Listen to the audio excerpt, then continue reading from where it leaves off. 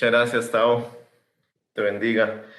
Bueno, buenos días, hermanos. Es un gusto, como siempre, compartir una palabra, compartir un ratito de la meditación en las Sagradas Escrituras.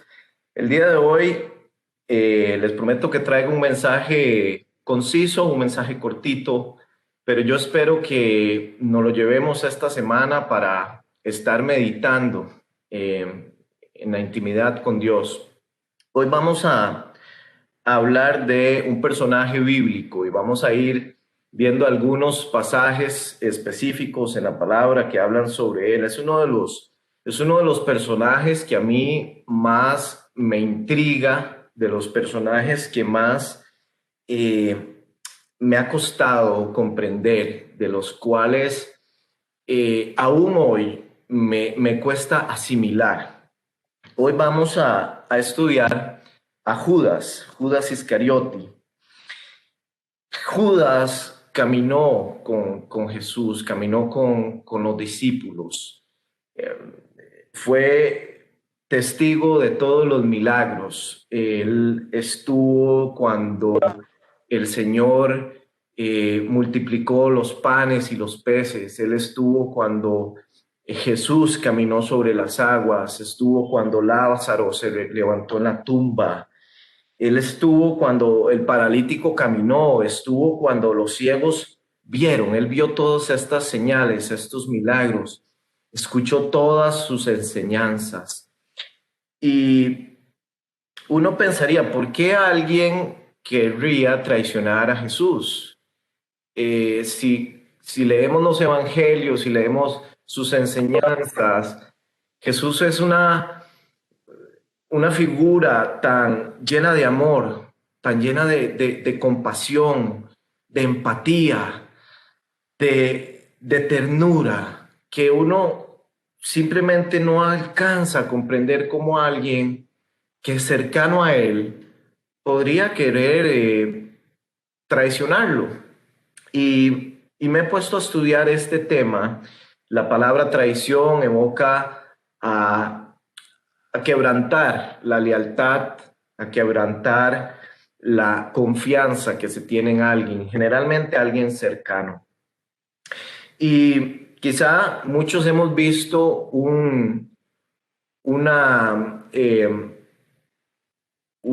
permítanme para ver aquí cómo le doy siguiente. Ahí está. El mensaje de hoy lo titulé Lecciones del Traidor. Y lo que quiero que hoy hagamos es que reflexionemos acerca de este personaje bíblico y extraigamos algunas lecciones importantes de su vida. Quizá usted ha visto en redes sociales una imagen que dice que Judas tuvo el mejor pastor, el mejor líder, el mejor maestro, el mayor sabio, el mejor amigo, y sin embargo fracasó. Es muy común esa imagen. Y luego dice, el problema no es el liderazgo de la iglesia, el problema es que muchas veces no nos dejamos transformar, o sea, no nos dejamos ser tratados por Dios. Y Judas perdió cosas valiosas en su vida, perdió la comunión íntima con Jesús y con los demás discípulos. Él perdió el privilegio de participar en el ministerio, perdió el privilegio de servir a Dios y finalmente perdió su recompensa en el cielo, él perdió la vida eterna. Y valga hoy hacer un alto en esta final del primer mes del 2021 para preguntarnos si hay en medio nuestro algún descendiente de Judas. Yo creo que es nuestra responsabilidad como hijos de Dios hacernos esa pregunta a nosotros mismos. ¿Hay algo de Judas en mí? ¿He traicionado yo al maestro? ¿Le he sido desleal? ¿Le he fallado al llamado que me hizo? ¿He decepcionado sus expectativas para mi vida y para lo que me han encomendado. Es decir, no me estoy dando al 100%, le estoy dando un 60, un 50% de lo que podría dar. Has traicionado a Jesús. Ha puesto el Señor una responsabilidad en tus manos de la cual saliste huyendo o a la cual no quieres enfrentar. Yo creo que hoy, más que nunca, la iglesia en general, la iglesia de Cristo, el cuerpo de Cristo, tiene que hacerse estas preguntas. La figura de Judas es una figura tan enigmática para nosotros porque nos lleva a conocer realmente lo engañoso que puede ser el corazón humano. Y el primer punto que yo quiero que veamos de la vida de Judas, que quiero que apuntemos por ahí, hoy traigo 5 puntos sobre Judas y vamos a ir viendo pasajes específicos. Está en Juan, en el libro, en el Evangelio de Juan, en capítulo 6. Y podemos ir a los versículo 56 en adelante. Juan capítulo 6. El primer punto que creo que es una lección importante para nosotros es que Judas nunca creyó. Judas nunca le creyó a Jesús. ¿Por qué digo esto? Decíamos que él participó activamente de su ministerio, vio todos sus milagros, vio sus obras, escuchó sus enseñanzas, llevaba las finanzas del ministerio, era el tesorero, era el encargado de controlar los ingresos, probablemente vio cómo muchas veces esa plata se multiplicaba inexplicablemente. Él vio la mano de Dios en Jesús. Pero yo creo de esta lectura bíblica que Judas nunca le creyó. En Juan capítulo 6 dice, veamos en el versículo 56, Jesús les dice, el que come mi carne y bebe mi sangre permanece en mí y yo en él. Así como el Padre viviente me envió y yo vivo por el Padre, así también el que me come vivirá por mí. Este es el pan que descendió del cielo. No es como el pan que comieron los padres de ustedes y murieron. El que come de este pan vivirá eternamente. Jesús dijo estas cosas en la sinagoga cuando enseñaba en Cafarnaúm. Y dice en el versículo 60, que está en la pantalla, al oír esto, muchos de sus discípulos dijeron, dura es esta palabra. ¿Quién puede escucharla? O sea, ¿quién puede recibir esto? ¿Quién puede entender esto? ¿Quién puede creer esto? Había incredulidad en todos sus discípulos. Recordemos, para contextualizar esta palabra, Jesús viene a Cafarnaúm, pero viene de haber caminado sobre el agua, viene de haber hecho la multiplicación de los panes y alimentó a más de 5,000 personas.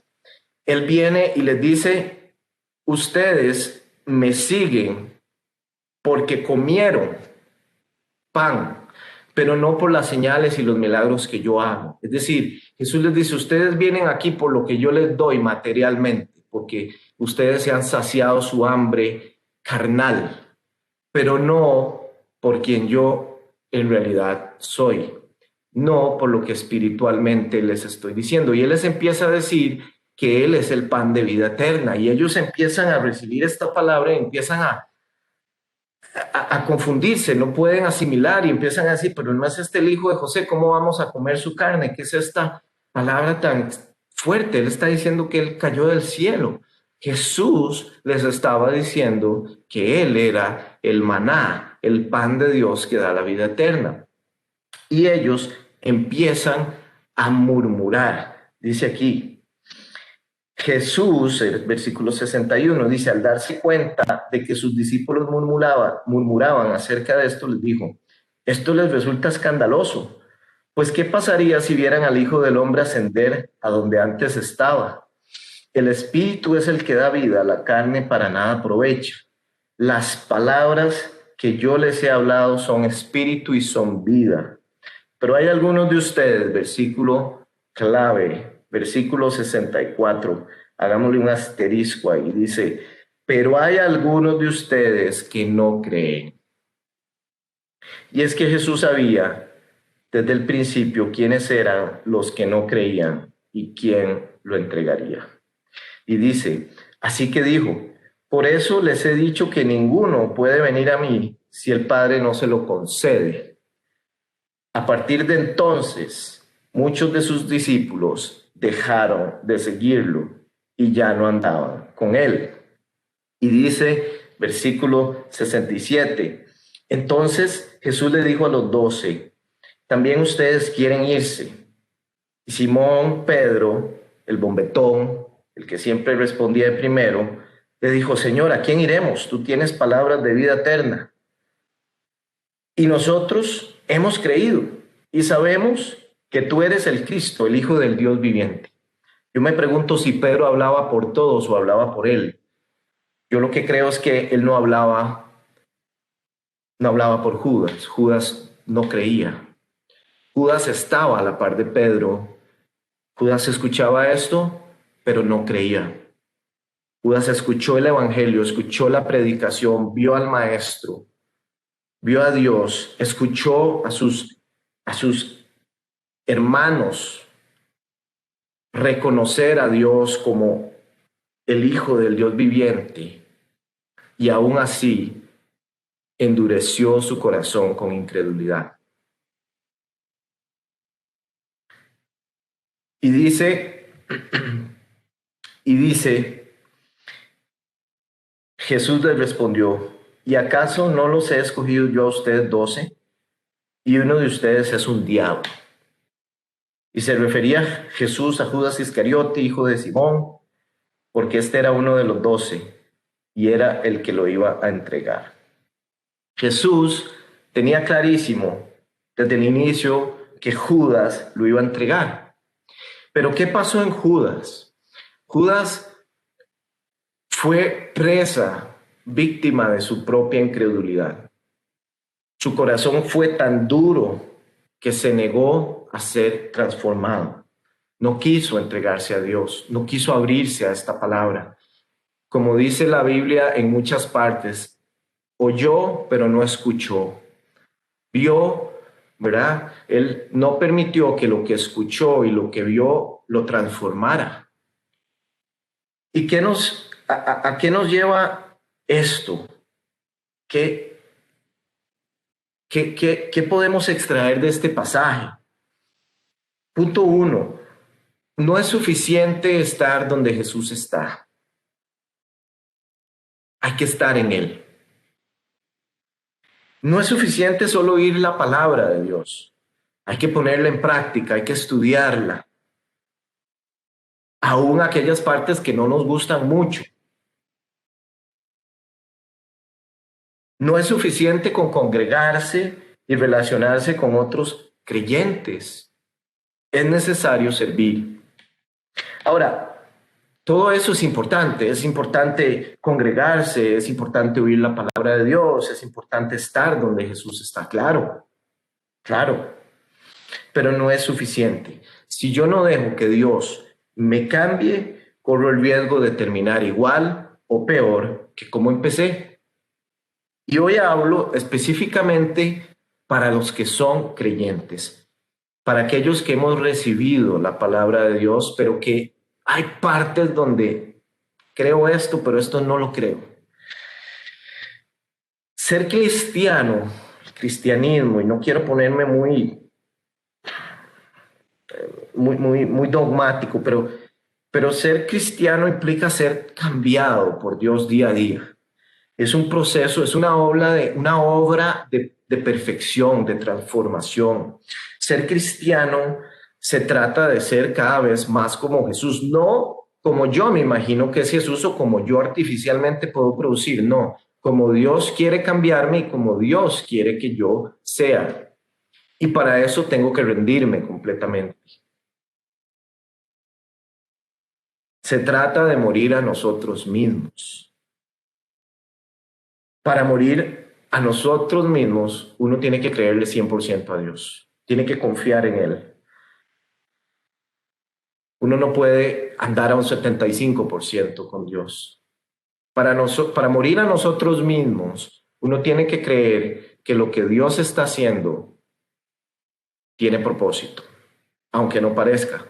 Uno tiene que creer que Él es fiel y Él es bueno, aunque el mundo entero se me está derrumbando. Uno tiene que tener la certeza y la convicción de que Él está llevándote de la mano, aunque la carga se sienta muy pesada. Y sobre todo hay que entender y creer y saber que sus planes son mejores que los nuestros. Aunque muchas veces no parece, muchas veces en nuestra textura, en nuestra mente creemos que tenemos una mejor opción. Como dice a veces Gustavo, queremos ayudarle a Dios. Es dejar que Dios trabaje nuestro carácter, nuestros deseos, nuestra moral, las pequeñas cosas. Los que somos padres, los que tenemos esa gran bendición de ser papás, sabemos que cuando los niños, cuando los pequeñitos están bebitos, debemos estar pendientes de cambiarles el pañal cada cierto tiempo. Hay que chequearlo, ya más o menos uno agarra el ritmo y uno dice, bueno, cada hora, cada tanto hace popó y hay que cambiarlo porque si no se queman. Y, y hay una etapa en los pequeños que no les gusta, no les gusta ni tener el pañal sucio ni les gusta que les cambien el pañal. Mucho menos cuando tenés que cambiarle el pañal a la 1, a las 2, a las 3 de la mañana. Y, y muchas veces cuando nosotros venimos a Dios, cuando estamos caminando con Dios, cuando queremos acercarnos más a Dios, Él va a querer venir y limpiarnos a la hora más fea, a la hora más incómoda. Y va a querer limpiar aquellas partes que solo Él y yo, solo Él y usted puede ver. Él va a querer cambiarle el pañal, porque ante los ojos de Dios seguimos siendo bebitos. Pero si nosotros no nos dejamos, si hay áreas de nuestra vida que no queremos entregar a Dios, si hoy hay áreas, partes de usted que usted se niega a dejar ir, llámense personas, relaciones, pensamientos, actitudes.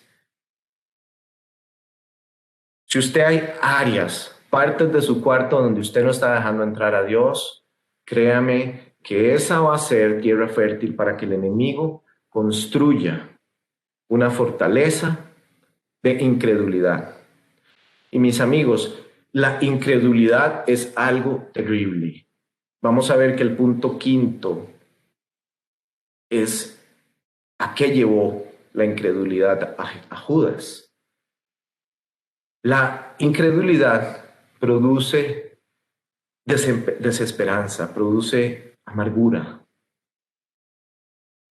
La desesperanza produce finalmente caer en un ciclo en el que el enemigo quiere verte.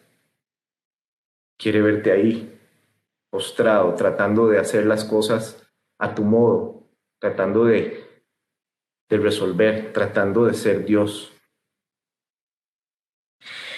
Punto número 2 que vamos a estudiar a través de la vida de Judas. Judas no tuvo un corazón de adoración. Claro, nunca le creyó. Nunca creyó en Dios. Nunca creyó en Jesús. Estamos en dos pasajes que están en pantalla, no se molesten en buscar. Pero este es el pasaje famoso donde una mujer derrama un frasco de perfume muy caro, muy costoso. Se dice que era equivalente al costo de salario de un año.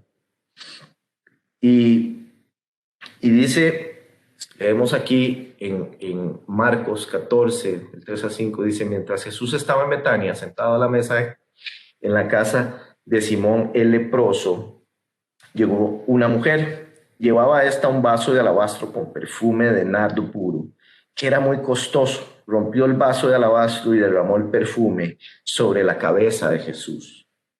Algunos de los que estaban allí se enojaron internamente y dijeron, ¿por qué se ha desperdiciado así este perfume? Podría haberse vendido por más de 300 denarios y ese dinero habérselo dado a los pobres. Y se enojaron mucho contra ella. Acto seguido, Jesús sale a su defensa. Pero lo importante, lo que queremos ver aquí es, y sabemos que esto fue Judas porque lo dice el Evangelio de Juan. En el Evangelio de Juan se identifica a Judas como uno de los que se molestó. Y específicamente dijo que, ¿verdad? Que por qué no se vendió esto por 300 denarios y se le dio a los pobres. Primer punto, Judas llamó a la adoración un desperdicio.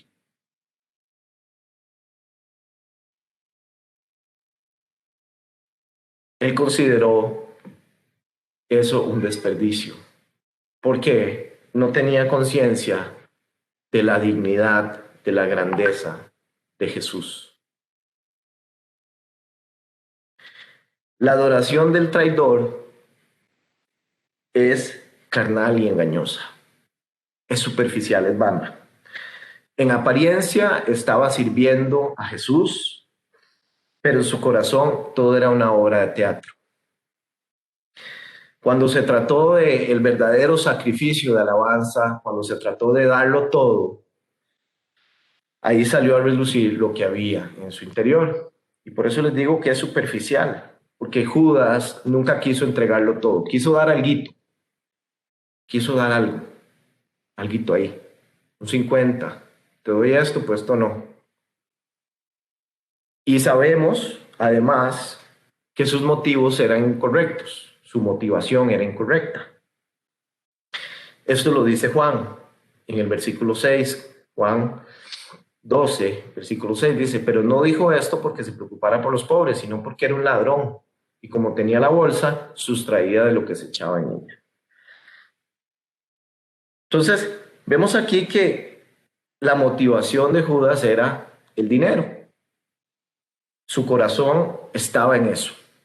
Él estaba cerca de Jesús, no para servirle, no para adorarle, sino para ver qué sacaba de él. Y muchas personas vienen a la iglesia con motivos incorrectos. Muchas personas vienen a la iglesia para buscar prosperidad económica. Muchas personas llegan a la iglesia después del tiempo de alabanza, en tiempos normales, cuando podemos reunirnos en un lugar físico, porque consideran que el tiempo de los cantos es un desperdicio, eso es una pérdida de tiempo, a mí no me gusta cantar. Eso es inmadurez espiritual, porque el valor de la alabanza, dice la palabra que cuando nosotros vayamos al cielo vamos a adorarlo eternamente. Y nosotros tenemos que adorarlo no solo con cantos. La alabanza, como lo vemos en este pasaje, va más allá. Es un estilo de vida. Es adorarlo en todo lo que Dios nos pide. ¿Cómo adoro yo a Dios? Dándole lo que Él me pide que le dé.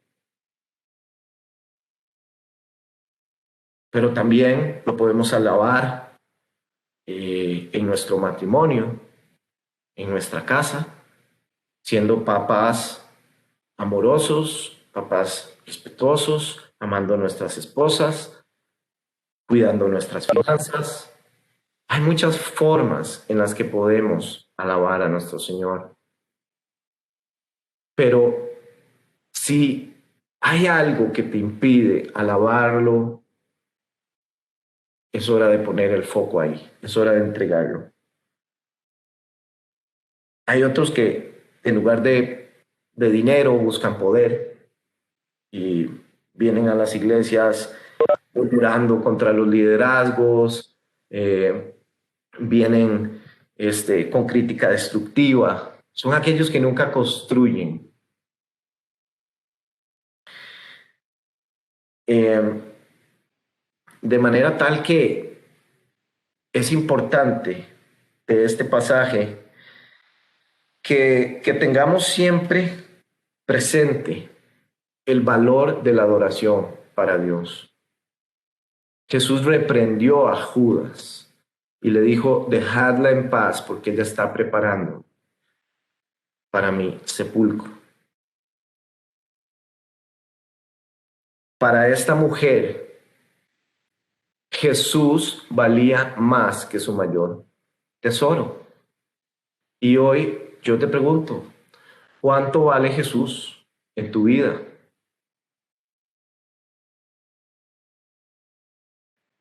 Y esto se conecta con el punto 3 y vamos a ir a otro pasaje.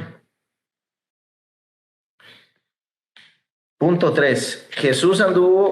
Judas anduvo con Jesús, pero no lo conoció realmente. Vamos a ir a Mateo 26, del 20 a 25.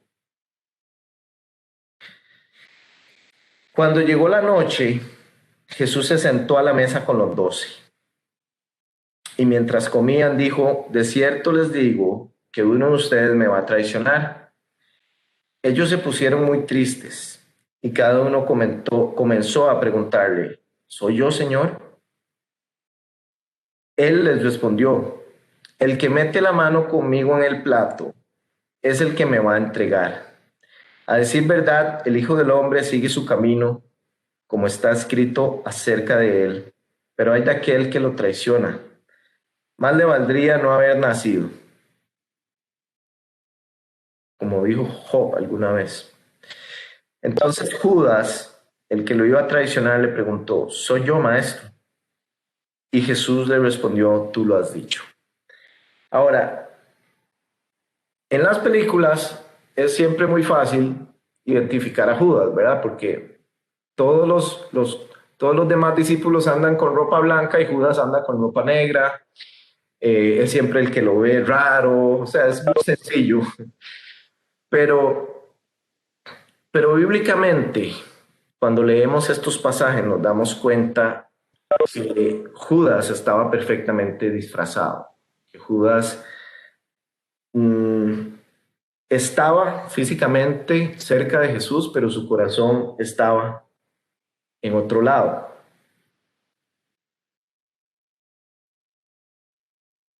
Y aquí hay un punto importante, un punto central. Dice Judas, y lo vemos en su respuesta, cuando, cuando Dios les dice a ellos que uno lo va a traicionar, dice que cada uno empezó a preguntarle, ¿soy yo, Señor? Pero cuando llegamos a Judas, en el versículo 25, Judas le dice, soy yo, maestro.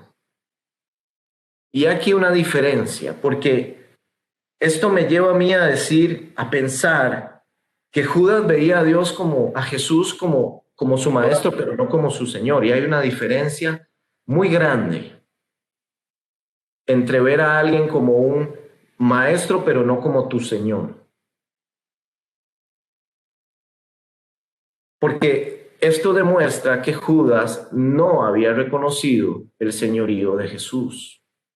Se había negado a entregarse completamente. Lo veía como un maestro del cual podía aprender para su beneficio, probablemente.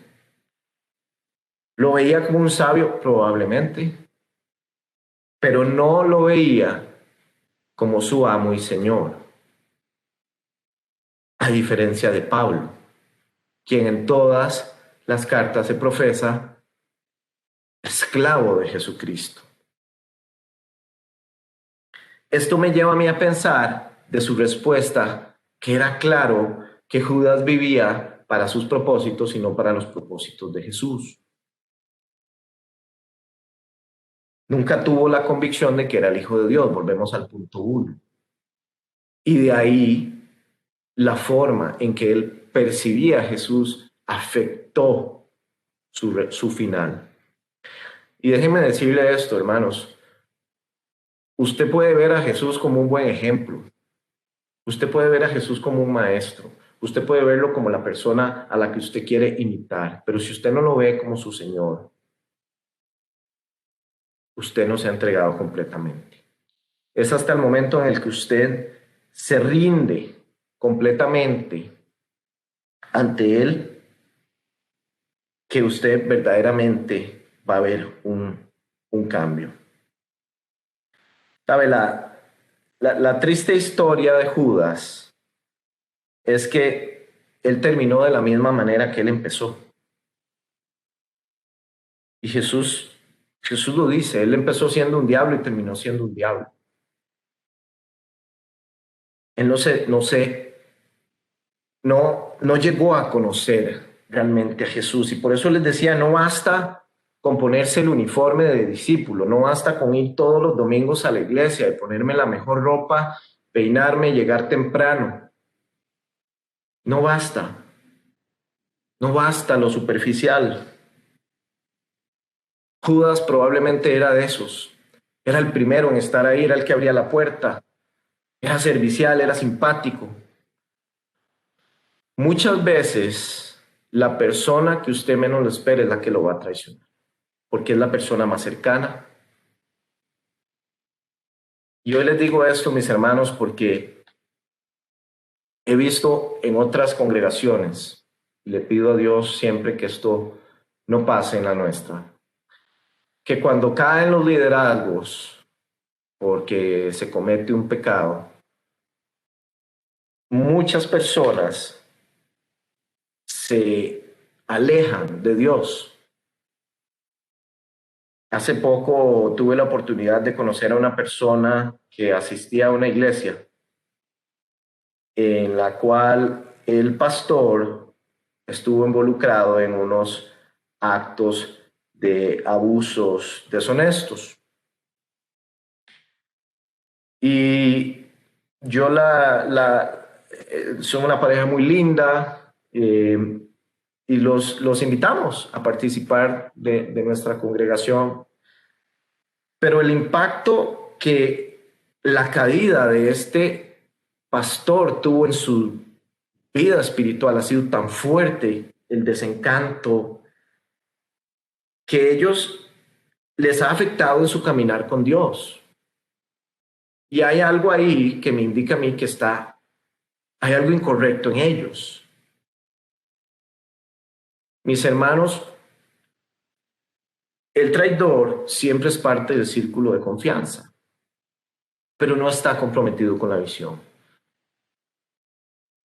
Y no podemos permitir que eso afecte nuestro caminar con el Señor.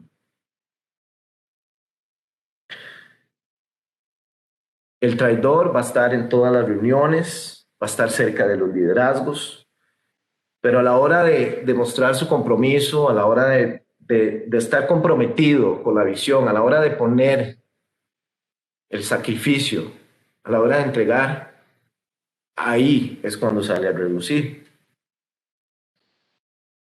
Entonces, todo esto para decirle, tenemos que saber que Dios no va a evitar esto. Esto me lleva al otro punto. Todo en nuestra vida sirve al propósito de Dios, inclusive un Judas. ¿Te has escuchado esa expresión, verdad? Famosísima. Creo que la traición de Judas es la más famosa de toda la historia. Pero se usa mucho en el argot deportivo, ¿verdad? No, ese es un Judas, ese juega con el que le pague más. ¿A qué voy? Marcos 14, 10, 11 dice, Judas Iscariote, que era uno de los 12, fue a hablar con los principales sacerdotes para entregarles a Jesús. Cuando ellos lo oyeron, se alegraron y prometieron darle dinero. Y Judas comenzó a buscar el momento de entregarlo.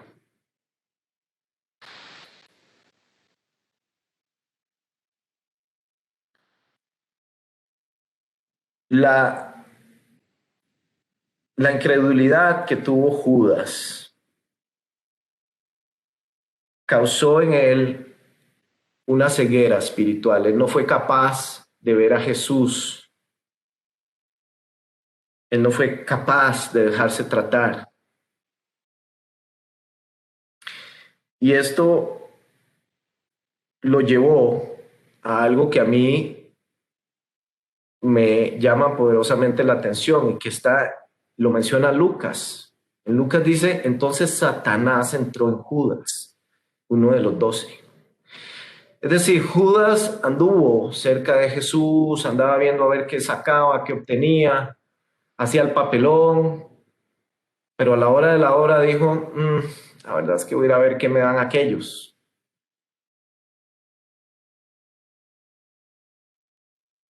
¿Qué podemos meditar aquí? Dios va a permitir que caminemos en medio de nuestros enemigos. Dios no quiere que huyamos de nuestros enemigos. Dios va a permitir que nos enfrentemos a ellos para que por medio de su gracia empecemos a ver la victoria en Cristo. A mí me llama mucho la atención, eso lo dice Mateo 26:50, que cuando llegó Judas, Jesús le dijo, amigo, ¿a qué vienes? Y muchas veces pensamos que todos los problemas, que todos los conflictos, que las situaciones, las dificultades, las tristezas, vienen del enemigo, pero no necesariamente. Hay muchas veces en las que Dios permite que pasemos por pruebas, permite que pasemos por circunstancias, que nos enfrentemos a personas incómodas, que tengamos un Judas en nuestro trabajo permanente, que está viendo a ver cómo nos se lucha el piso, cómo nos hace caer, cómo hace que, ¿verdad? Ese miembro de la familia que está viendo a ver cómo se mofa de tu fe y cómo se aprovecha de los demás. O hay un Judas ahí. El punto es, el verdadero enemigo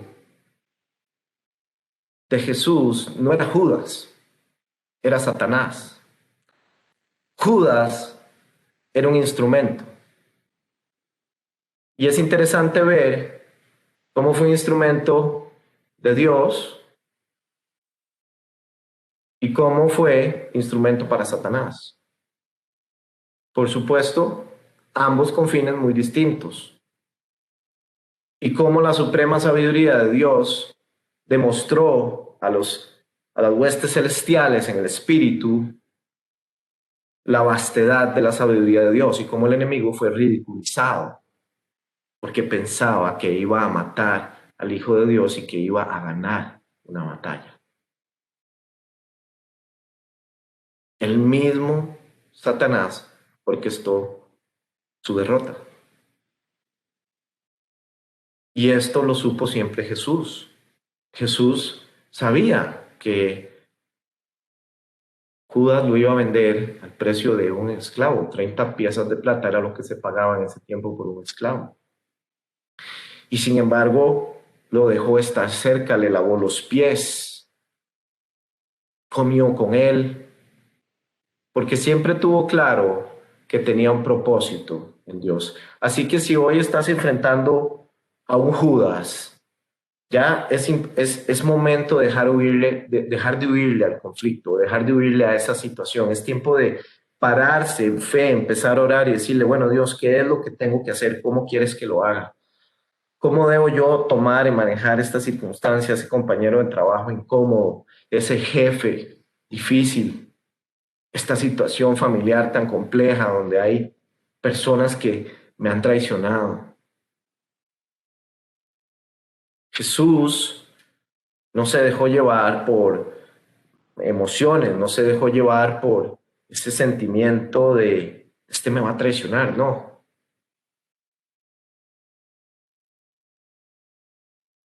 ¿verdad? Y quizá eh, el punto, pues, que yo quería más importante hoy. Judas no terminó de la forma que él pensó que terminaría. Cuando leemos los pasajes bíblicos de Judas, es decir, cuando vemos las películas, vemos una imagen de Judas como un traidor maligno, ¿verdad? Que quiso vender a Jesús. Pero cuando leemos las escrituras, a mí me da la impresión que Judas no tuvo dimensión del impacto que sus actos tendrían. Y este es el punto que quiero hacer. Nunca podremos medir las consecuencias que podría traer el pecado sobre nuestra vida o sobre la vida de otros. Y el enemigo va siempre a llevarnos a un punto donde queramos ignorar esas consecuencias, ese precio que hay que pagar. David pecó, cometió adulterio, asesinó, los peores pecados, pero su corazón siempre volvió a Dios arrepentido. En su corazón siempre hubo un sentido de adoración a Dios, de humildad. Judas era simplemente un incrédulo sin esperanza que pensó que podía obtener algo bueno de su propio plan, pero que cuando llegó y vio el efecto que su acto tuvo, entonces entendió. Mateo 27 dice, cuando Judas, el que lo había traicionado, vio que Jesús había sido condenado, se arrepintió y devolvió las 30 monedas de plata a los principales sacerdotes y a los ancianos. Les dijo, he pecado al entregar sangre inocente. Pero ellos le dijeron, a nosotros qué nos importa, allá usted, ¿verdad? Ya tú.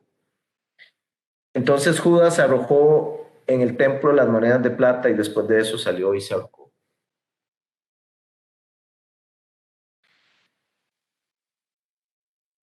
Una cosa es cometer un error, una cosa es reconocer que todos pecamos, todos le hemos fallado a Jesús, todos seguimos siendo pecadores, no hay que engañarse. Pero siempre tenemos la gracia, la oportunidad de volver a Dios, de acercarnos al Padre y decirle, Señor, he fallado, ayúdame con esta circunstancia, ayúdame, cambia mi carácter, cambia mi impulsividad, dame paciencia. Señor, ayúdame para ser más tolerante, para ser una persona menos fría o para tener más empatía, para ser menos tosco. Ayúdame, Señor, para ser más como Jesús. Pero otra cosa es muy distinta, muy diferente cuando yo sé que tengo algo ahí y pretendo hacer como que si no estuviera, como que si Dios no lo ve, porque Judas al final del día se estaba engañando él mismo, eso es lo más triste. Él no engañó a Dios, él se engañó a sí mismo. Y el enemigo muchas veces va a querer llevarte a la misma posición en la que estuvo Judas. Él va a venir a hablar palabras a tu oído, va a venir a murmurar a tu oído, y va a venir a decir, no, usted cree que eso es así como ellos dicen, no, hombre, nada que ver, usted mejor haga esto, mejor haga lo otro, nada va a pasar, es más, al menos si le va mejor por este camino. Y empieza a disminuir las consecuencias, empieza a trabajar sobre eso que tienes ahí escondido. Y mis hermanos, la palabra dice, el ladrón no viene sino para hurtar, matar y destruir. Judas llegó un momento en su vida en que, y lo dice la palabra, ¿verdad? Cuando él decidió ir a buscar a los sacerdotes, le abrió la puerta a Satanás. Y Satanás entró en él y lo llevó al suicidio, lo llevó a la muerte. Tengamos mucho cuidado de no abrir la puerta al enemigo en áreas que te pueden llevar a la muerte espiritual, en áreas que te pueden llevar a un punto sin retorno. Sabes, es muy interesante pensar esto. Pedro negó al Señor cuando estaba en la cruz, se fue a esconder. ¿Qué hubiese pasado si Judas no se hubiese suicidado? ¿Qué hubiese pasado si Judas hubiese devuelto ese dinero, hubiera corrido a la cruz, hubiera clamado al Señor por misericordia, por perdón? Yo pienso que Jesús lo hubiera perdonado. Pero para ese punto, cuando él abrió esa puerta, ya el enemigo estaba trabajando en él tan fuerte que cuando sus ojos fueron abiertos, cuando el enemigo le quitó el velo y él vio la consecuencia de su pecado, el fallo tan grande a Dios, probablemente en ese momento él vio y dijo, wow, o sea, ¿qué hice? Eso me habla a mí de una persona que fue engañada por Satanás. Una persona que estuvo oyendo dos voces durante todo ese ministerio de Jesús. Por un lado oía a Jesús, pero por otro lado oía al enemigo. Y hoy es un día importante para nosotros empezar a ajustar nuestro oído. ¿Cuáles son las voces que estás oyendo? ¿Cuáles son esas pequeñas áreas en las que el enemigo quiere entrar? Porque, sabes, hay un punto en el que puede ser un vuelo de no retorno. Y yo creo que eso fue lo que le pasó a Judas, a diferencia de Pedro y de los demás. Él abrió la puerta a algo que le impedía volver, porque el peso de su traición fue tan grande que murió de la forma más espantosa. Porque si leemos el relato, y no lo voy a poner porque no creo que venga al caso, pero es muy espantoso como muere él. Una vida desperdiciada, pero que hoy nos enseña mucho. Nos enseña cómo no debemos descuidarnos. ¿Sabe? Cuando Judas andaba ya trayendo a los sacerdotes y a la guardia, los demás discípulos estaban dormidos. Hoy quiero decirte, cuida de no dormir cuando viene tu enemigo.